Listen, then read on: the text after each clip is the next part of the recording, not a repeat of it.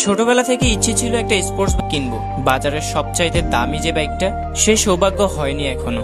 ছোট ভাই বন্ধু বান্ধবদের থেকে বাইক চেয়ে রাইড করি, তবে কেউ কখনো না করেনি এই বাইকের জন্য আমি আমার গার্লফ্রেন্ডকে হারিয়েছি।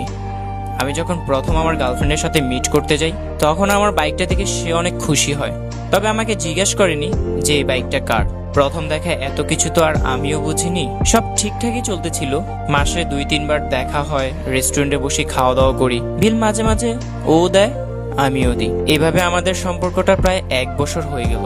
ভালোই চলতেছিল, কোনো ঝামেলাই হতো না, হয়নি এতদিনেও। হঠাৎ সে একদিন আমাকে বলে উঠলো, আচ্ছা তুমি যে প্রায় সময় আমার সাথে দেখা করো, তুমি এত বাইক চেঞ্জ করে কেন আসো? তোমার কি কোনো বাইকের শোরুম আছে? শুনে বেশ জোকস মনে হলো, কিন্তু তখনও আমি বুঝতে পারিনি।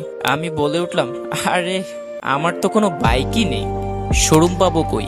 অবাক চোখে তাকিয়ে উঠে বলল, কি তোমার কোনো বাইক নেই? তাহলে এতদিন যেগুলো নিয়ে আসতে? তখন ওকে আমি পুরো ব্যাপারটা খুলে বলি। আমি বিষয়টা নর্মালি নিলেও সে অনেক রাগ হয়ে চলে যায়। আসলে এটা আমার প্রথম ভালোবাসা ছিল, আমি অনেক ভালোবাসতাম তাকে, কখনো ছেড়ে যাবার কথাই ভাবতে পারিনি। কিন্তু তার বেলায় ছিল উল্টোটা। 2 দিন হয়ে গেল, কোনো যোগাযোগ নেই। আমি অনেক অস্থির হয়ে গেলাম, অনেক নাম্বার দিয়ে কল করলাম, ওর নাম্বার অফ। বাসার সামনে গিয়ে দাঁড়িয়ে থাকতাম, কোনো দেখা মিলেনি। 2 দিন মনে হয় 2 বছরেরও বেশি লাগতেছিল।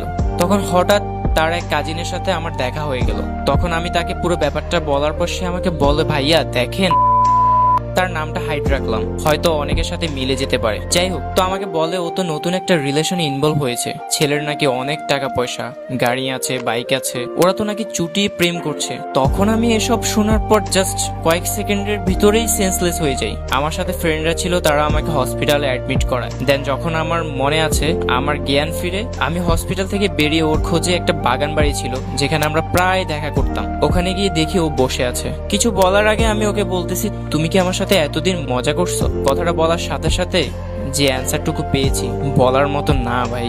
আমার চোখ দিয়ে টল টল করে পানি পড়তেছিল। ও আমাকে বলে, তোর মতো ফকিন্নির সাথে আমি এই 1 বছর সময় নষ্ট করছি। আরে তোর তো কিছুই নেই, ধার করে বাইক নিয়ে আমাকে ঘুরাতি। আমি তখন সব বুঝতে পারছি। একটা মুহূর্ত আর ওখানে দাঁড়িয়ে থাকতে পারিনি। যখন রাস্তা দিয়ে হাঁটছি আর মনে হচ্ছিল, এত ভালোবাসার পরেও একটা মানুষ কিভাবে ছেড়ে চলে যেতে পারে। আমার ভালোবাসার তো কোনো কমতি ছিল না। স্বার্থপরতার এই দুনিয়াতে কেউই কারো না, সবাই নিজের জন্য করে, অন্যের জন্য না। ভালোবাসায় সবাই ঠকে না, ঠকে যায় যারা সবটুকু দিয়ে ভালোবাসে। হয়তো মানুষ বেশি দিন বাঁচে না, ধন সম্পদ থেকে যায়, তবে ভালোবাসার মানুষের সাথে 2 দিন 2 ঘন্টা 2 সেকেন্ড থাকতে পারাটা অনেক ভাগ্যের ব্যাপার। তাই ছলনা করে না, যদি ভালোবাসতে হয় তাহলে আপনার পুরোটা দিয়ে ভালোবাসুন। হয়তো আপনার থেকে সুখী মানুষ দ্বিতীয় ব্যক্তি পৃথিবীতে থাকবে না। আমি আজ ছলনাময়ীর কাছে হেরে গেছি ঠিকই, তবে স্বার্থপরতা দুনিয়ায় মানুষ চিনতে পারছি।